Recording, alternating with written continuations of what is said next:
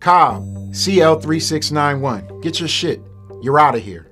That's the last thing that I remember hearing upon leaving prison. After serving 6.5 years in Pennsylvania state prisons, I was finally becoming a returning citizen. Today, 18 years removed from my release from prison, I have stable employment, I have stable housing, I provide for my family, but the threat of losing it all is very real and something that I have to encounter every single day. Let me take you on a brief tour of what it's like to return home from jail or prison.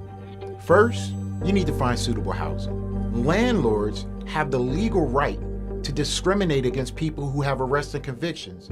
Many times, a condition of parole and probation is that you actually have suitable housing.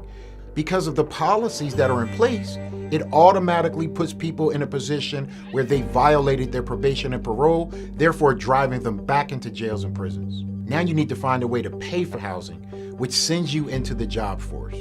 So what happens is that you apply for positions and you may have to answer the question, have you ever been convicted of a felony? If so, explain. Truth of the matter is that many employers never provide you with the opportunity to explain. In fact, only about 12.5% of employers say that they'll even accept applications from formerly incarcerated people. But you're fortunate enough to get an interview and the interview goes well. Well, the employer has to run the criminal background check. So what happens when some employers see a background check, they instantaneously disqualify that individual for employment. I've been hired and fired over 24 times. I begin working, and then my criminal record comes back, and an employer terminates my employment.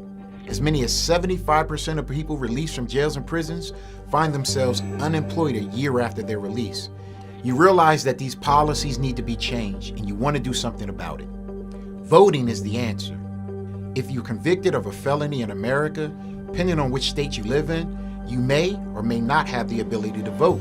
Today in America, more than 6.1 million people are unable to vote because of their felony conviction. Are we living in a democracy? Have we provided people with the second chance that they've earned by serving their time? Today, an estimated 70 to 100 million Americans are living with criminal records. We can't afford to have that many people locked out of society.